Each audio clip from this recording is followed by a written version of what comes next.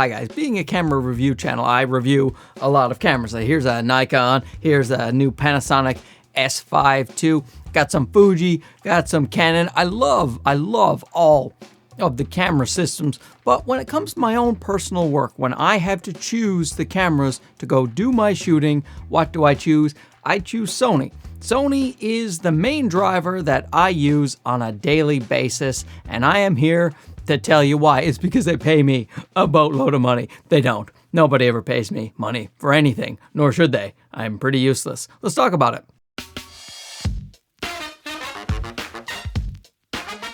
So guys, this video is not scripted, and it is just a casual chat about cameras because I love having casual chats about cameras. Plus my entire family is upstairs sick with the stomach flu, so I'm down here in Handsome Studios to tell you a little bit about why I choose Sony as my main camera system. This is just one gorgeous man's opinion of what I use and what works for me. Of course, what works for you could be very different, and there are many fantastic camera systems. And the whole reason I'm making this video is because I have the Panasonic S5 II here, and this is damn near a perfect camera. So when it was announced, I was thinking perhaps I should switch to the Panasonic S5 II, and then I got it in thanks to the fine folks at Camera Canada who lent me this camera for a long period of time. I haven't told them if I'm ever going to send it back, and I do not want to because it is an absolutely excellent camera, and Panasonic was my main system. The Micro Four Thirds system, I was using the GH5, I was using the G7. I love the Panasonic system. So when this came out, I was thinking, maybe I will just switch over to this, but then something funny happened, and that is I just realized I definitely want to stay with the Sony system, and that's been nagging at me a little bit, so I figured I would talk about it to you guys. Because why? With such a great camera like the Panasonic S5 II that now has the phase detect autofocus and is a very good price of $2,000 American, why am I sticking with Sony? Well, there are several reasons, and let's go with ecosystem first and foremost. I think that is the most important thing. Right here, you're looking at my sweet little Dougie right here with a Sigma 16mm f1.4. This is a fantastic APS-C camera with a fantastic APS-C lens, and it costs in total about $1,000. If you add up the lens and the camera, it's about $1,000, and he punches way above his weight. I love Doug so much. And that's the thing, I can mix and match the cameras. Got an APS-C camera over here, I got a full frame A7 IV. Here is an APS-C FX30, and they all take the same lenses. And see, with the Panasonic, you can't do that. They don't have an APS-C line. They have a Micro Four Thirds, not scripted, a Micro Four Thirds line, and you can't obviously transfer the lenses. Canon, their R system, are doing that now, and Nikon with their ZZ system, they are doing that as well. And so there are other people who are now doing it, but Sony has a very, very fleshed out lineup. It's fleshed, right? Not flushed, fleshed out. It just has so many great lens options for the APS-C and full frame. And you can use the APS-C lenses on the full frame for the most part as well, because you can just go into APS-C crop mode and you'll still get fantastic 4K. Now, if you're using the A7S III or the FX3 and you go into APS-C crop mode, then you are going to have to go to 1080. So in those cases, I would use the clear image zoom in 4K instead of going over to 1080. That's neither here nor there. Most of the Sony cameras can go into APS-C crop mode, the full frame, and you can use the cheaper, mostly cheaper APS-C lenses on them, or you can just start buying all full frame lenses, use those on your APS-C cameras, mix and match to your heart's content. And that's the thing about the ecosystem. The options, the lens and camera options are phenomenal. You have third-party lenses that Canon is still not a big fan of doing, and even the other guys who don't mind third-party lenses, nobody has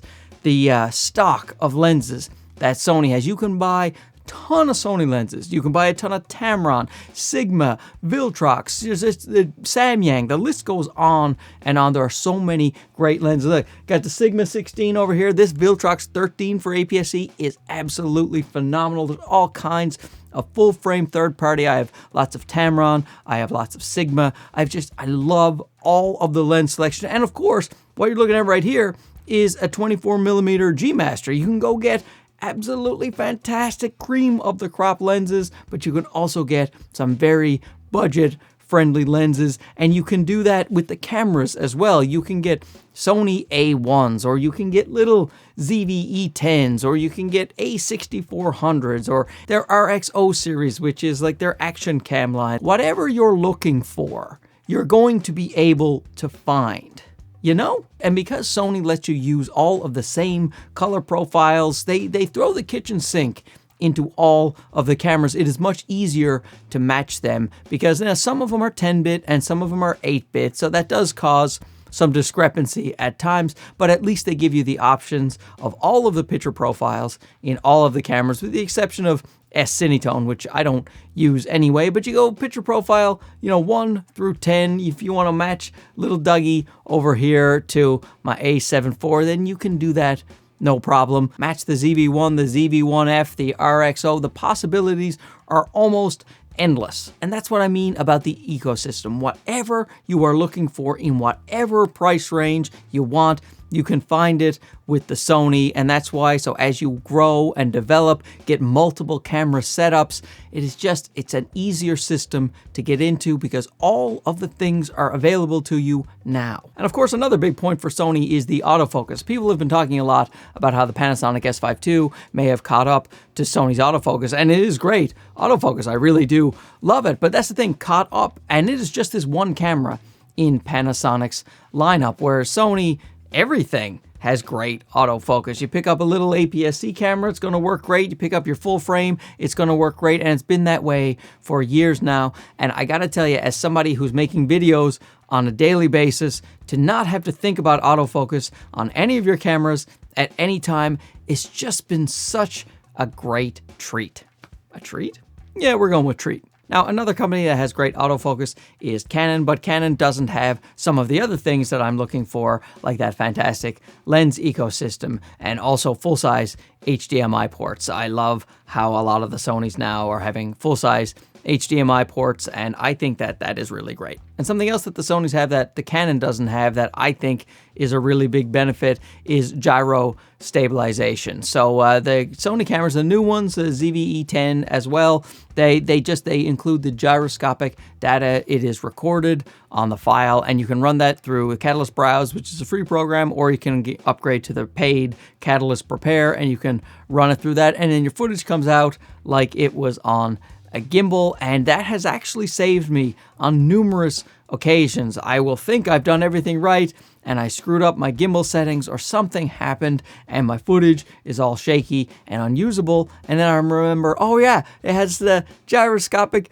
data, and I run it through Catalyst Browse, and at like a 10% crop, it comes out perfect, and it is just such a great benefit to have. I wish all of the camera companies had it. It is something that I use constantly and I think is very valuable. The focus breathing compensation that is coming in all of the cameras as of late, I really like that feature. Much like autofocus, I don't want to have to think of the camera and the lens focus breathing, having the screen move in and out when it shifts focus. So to have that corrected in camera, I think is a wonderful benefit, and that is something that actually matters to me on a daily basis when I'm shooting. Now, another reason I go with Sony is because they are one of the major players. And I know that sounds a bit odd, but here I'm up in Canada, and depending on where you live in Canada, you don't have access to everything all of the time. So sometimes you go into camera stores and they're only carrying the major brands and the major lenses. It's just, when the Panasonic S5, the original S5, not the 2, when that came out, I really thought I might want to get that camera. So I went to my local camera stores and they were able to get the body, but in order for me to buy the lenses, I had to special order the lenses. I have the same problem when I try to get things from Olympus. Now, this may be different for you and where you live in the world, but for me, and I like talking about me, here in North America, it's very easy to get the Sony bodies and the Sony lenses, also the third-party lenses. They're just readily available, whereas sometimes I'm looking for other camera brands and their lenses, and they're just not as readily available. And the same thing goes when you're trying to shoot with other people. A lot of people I am shooting with are already shooting on Sony, so when I bring my Sony gear, then things are just fine. Just having one of the major players that you know are not going to go away and are going to keep producing lenses, producing cameras, is just a comforting feeling to know that the camera that you are choosing is not going to go bankrupt next year.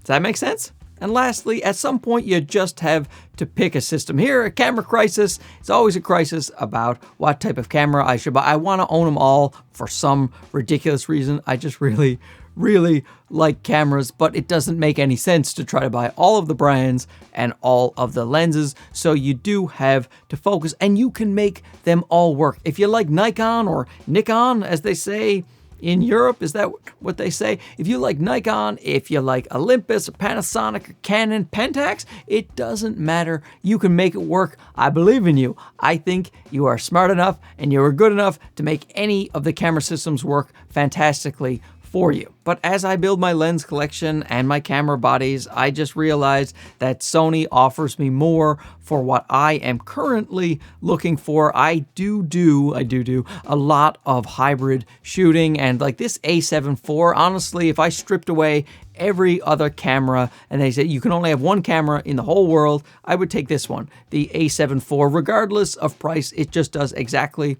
what I want it to do as a hybrid shooter. I love the A7 IV, and I love all of the other cameras as well, but it's just, you gotta pick a system, and for me, it makes the most sense to have the system that has all of the options of the stuff that I look for. So let me tell you something. You guys write down below what system you picked and why, and I in no way, shape, or form will judge you. I mean, I might, but I'll say it nicely in the comments. Hey, it's fantastic that you're going with Kodak. They are definitely on the rise. But seriously, write down below what you like and why you like it, and we can all have a very mature discussion because they're all great. Let's face it, guys, they're all great. And we, as camera people, shouldn't fight amongst ourselves. We should fight the true common enemy, and that is the phone people. We'll talk to you again soon. Okay, bye-bye.